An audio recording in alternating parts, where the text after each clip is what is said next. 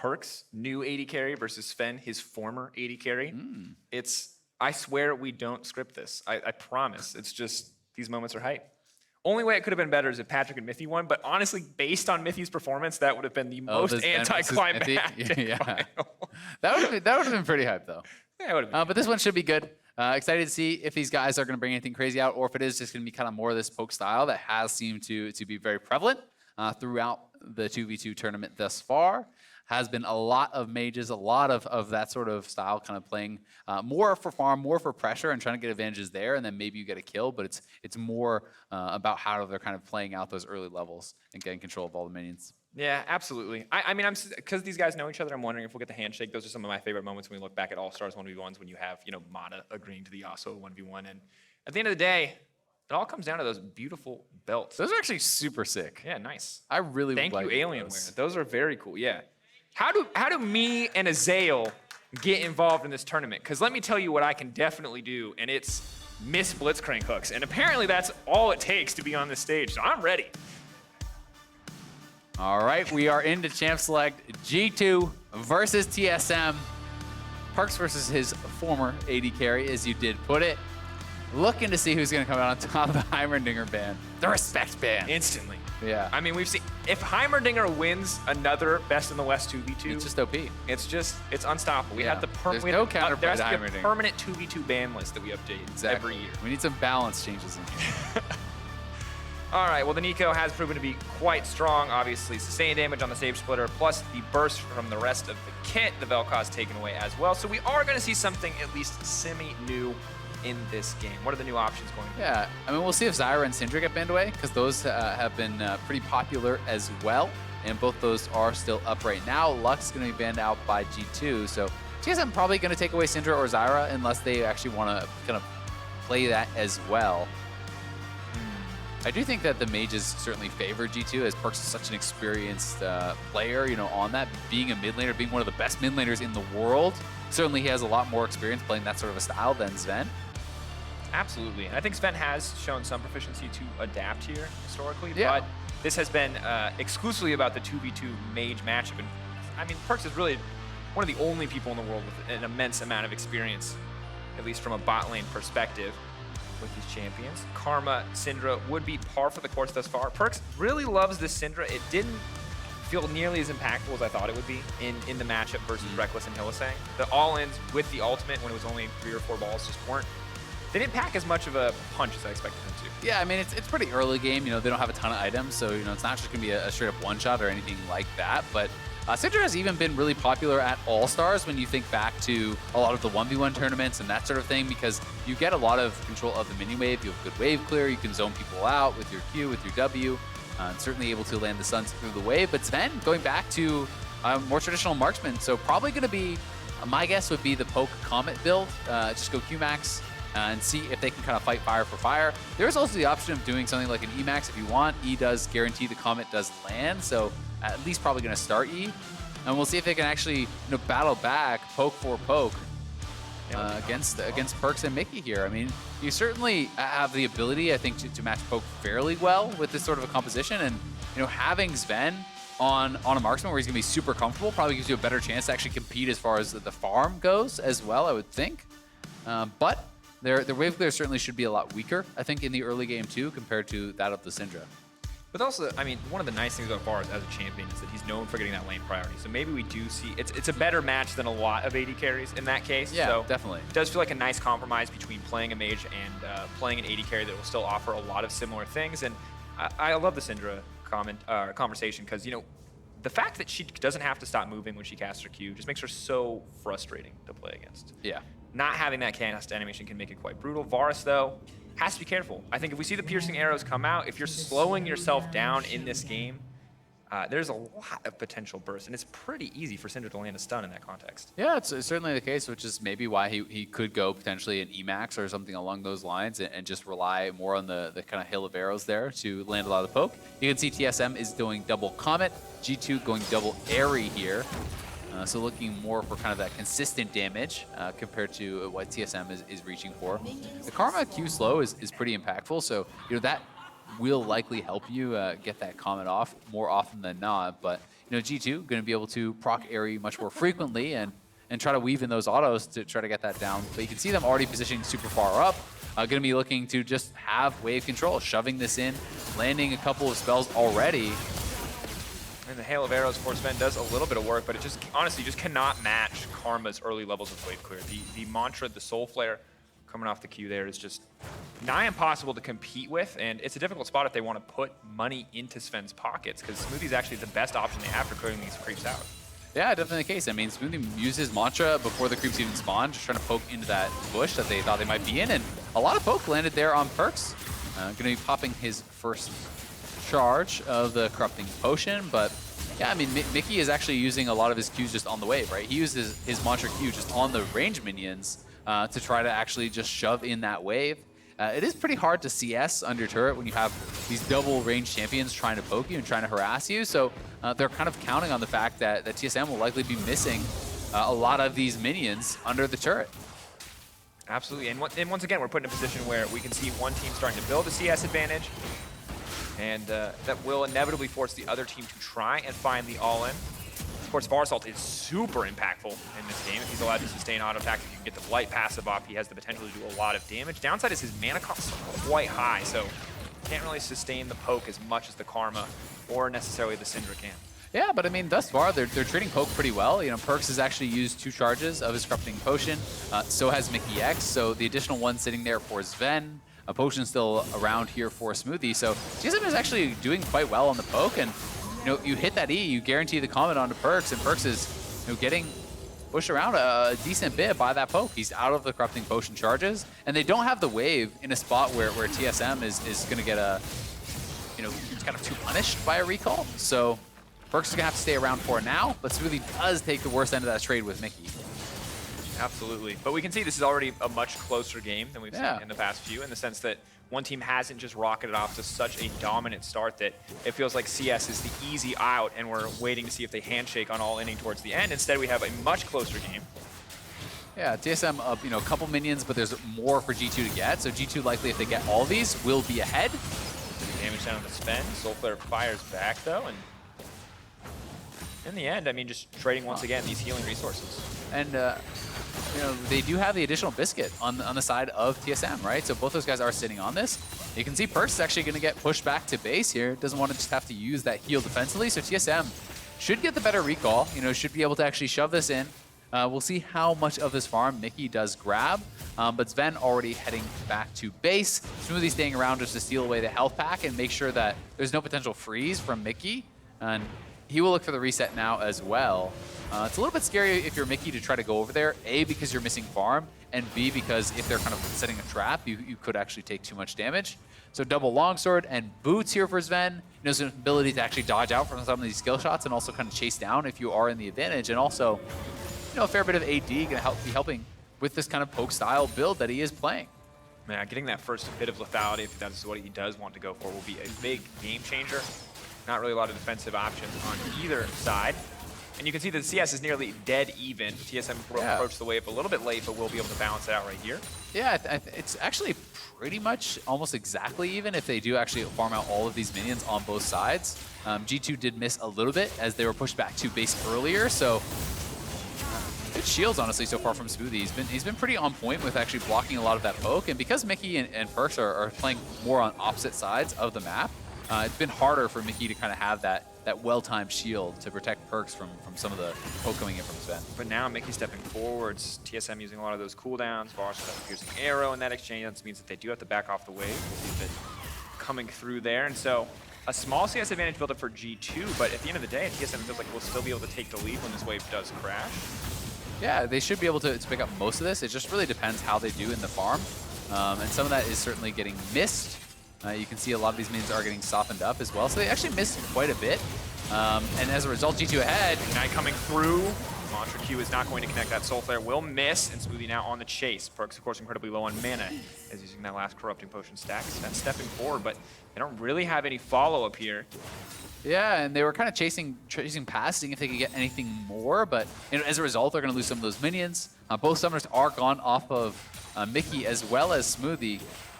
Very close game thus far. It looks like TSM are trying to now push in and reset.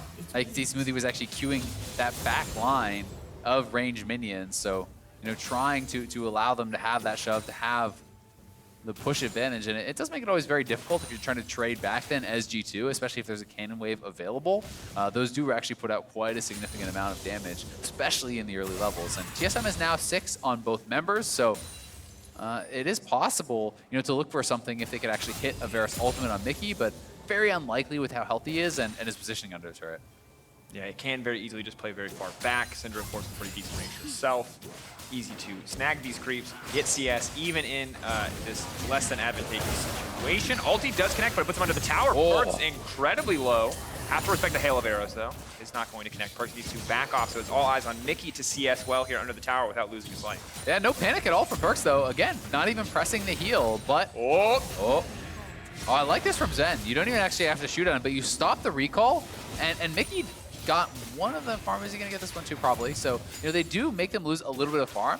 TSM are going to be able to push this in, and, the farm is very, very close. It's just how much of this can Mickey get? Because there's 7 additional minions. TSM is up 3, so he could be 4 CS ahead if he does farm this perfectly. But TSM will go back to base and, are setting up for a potential kill.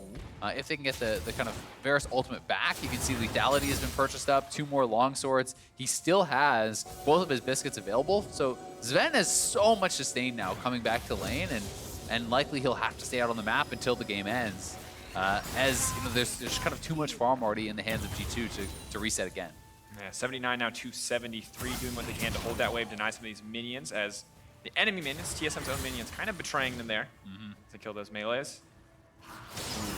Honestly, this game is just a slow grind between both teams. Small decisions about how to control the wave have really mattered a lot for both sides. Mickey now feeling quite confident to step forward, but Sven, both summoners still up and available. It's the same story for Perkz on the opposite side. Yeah, and we even see that a biscuit is available there for Mickey. They're actually trying to hold this cannon and make it push against TSM. TSM have got to step up and continue to actually fight for these minions. I mean, they're down 7, so if you can't find an all-in very, very soon, you are just going to lose off of CS.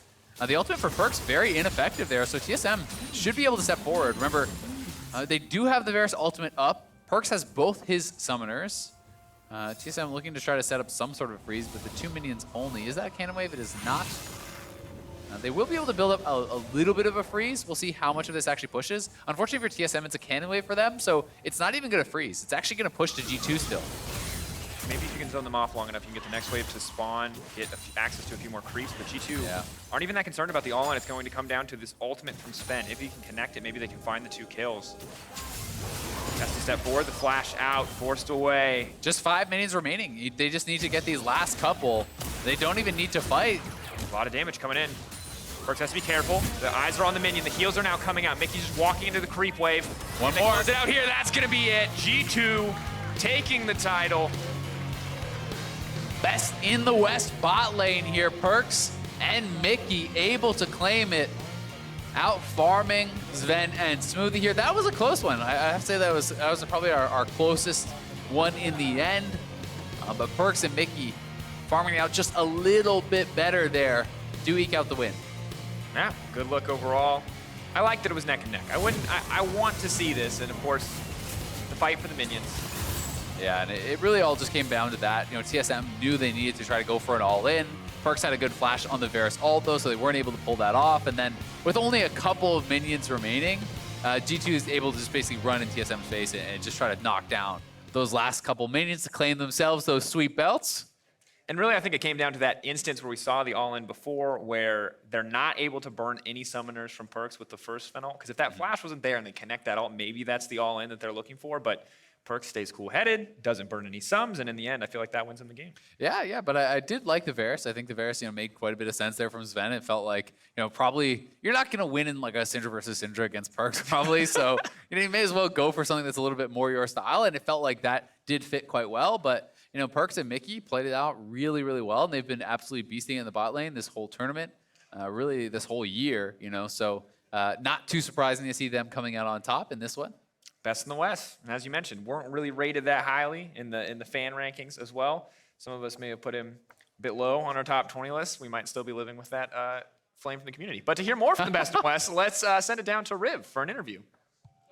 Thank you, gentlemen. What a riveting exhibition we just had, and I have your 2v2 grand champions right here in front of me, G2 Esports, Parks. And Mickey X, congratulations on the victory. Are we pounding? We are. Gentlemen, congratulations. Obviously, the most intense win to take a 2v2. You went for minions. What was the thought process coming into Champion Select? Okay, so the thought process is that usually, I watched it last year, right? And everyone plays for the CS because it's the most, like, the easiest way to win. I mean, like, the most safest way to win. Because if, like, let's say opponents don't die to your all-in shots or whatever, then you would just automatically lose. So, well, we decided we might as well be the better CSers at the tournament then. Absolutely riveting play. Coming to you, what kind of was the decision looking at how you were going to take these down? Do you guys play quite a bit? You know it was just going to be an easy duo to go into this matchup? Well, we just kind of thought of like 5 champions that have like long range and yeah, just kind of mages. And Syndra is like really OP and Luca is really good at Syndra. So we just thought if we get Syndra, it's free win. And now we're just kind of playing whatever was open, I guess. So I played Zyra and Karma, which are like long range. And yeah, I was hoping we could get some kills. We only got 1 out of 2 games, so that's kind of sad, but maybe next time. And how often you actually kind of 1v1, 2v2 solo? Do you guys ever go against each other? It seems like you have really good bot lane synergy. We 1v1, 2v2. Okay, we don't really 1v1, I think, on the team. We do it like for our G2 content, I guess, sometimes when they force us to.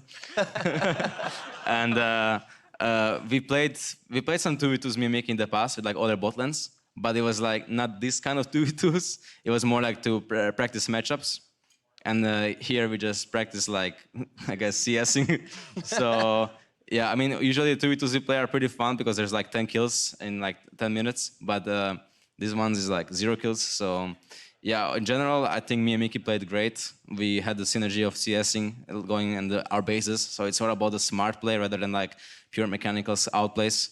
And that's okay too. That also shows the greatness in us, I guess. Well, there you go. You have the belts on the left side. Let's hold those belts up for the fans to see. G2 Esports taking the 2v2 tournament. Give these guys a round of applause. We're going to throw it back to the casters to end out the day. It's a thing of beauty watching 2 men CS in perfect synergy. What more can we ask for? Nothing. Muted reactions. Really cool belts. Awesome that they won the title. I think well deserved in the end. But of course, we're going to be returning tomorrow for the conclusion of the tournament with the relay race best of 5. LCS versus LEC. Nothing matters until this best of 5. You can discount it all. And we're going to see which region will deliver tomorrow when our broadcast kicks off at 11:30 a.m. PST. That's 8:30 p.m. Central European summertime. So for myself, the casters, Azael specifically, and the entire live broadcast crew, thanks buddy, we're gonna thank you for watching. We're gonna see you tomorrow. It's the conclusion of Rift Rivals powered by Alienware. Good night. Have a good one, folks.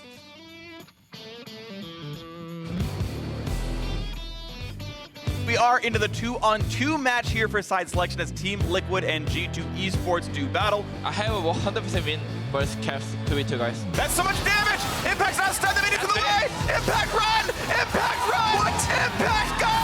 North America! We win the 4 fun modes!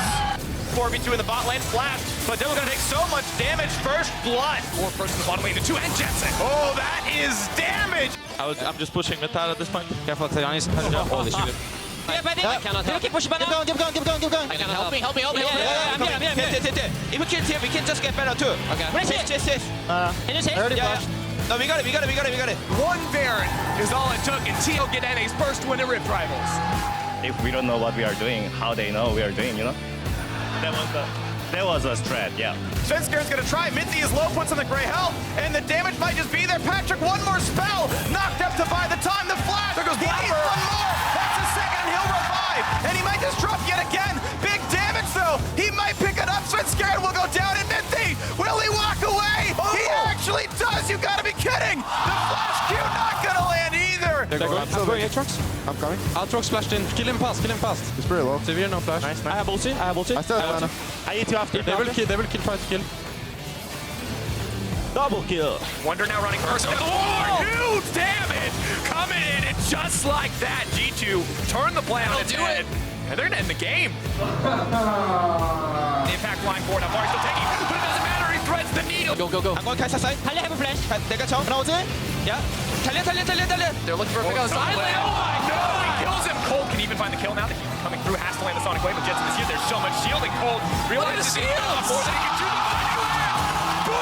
We're not allowed to play this anymore. This is so disgusting. Now looking for Nemesis. Sun does connect as he's flying through the air. Cadian has hit the Cocoon. Doesn't even need to. Pop Blossom comes out. They buy a bit more time. The GA has proc, and Flippo is immediately taking down the double kill for Sven. No flash on the guy, no flash on the guy. No flash on the guy. I'll use Ghosties. Come back. Yeah, stop push. Yeah. Let's go. Let's go. Yeah, I'm on you. Silver has the flash, I think. Play with me. I'm slows here. On Silver. Sven dancing on him, reminding him what Rip Rod was all about. It's a little BM, it's a little banter, and it's a TSM victory.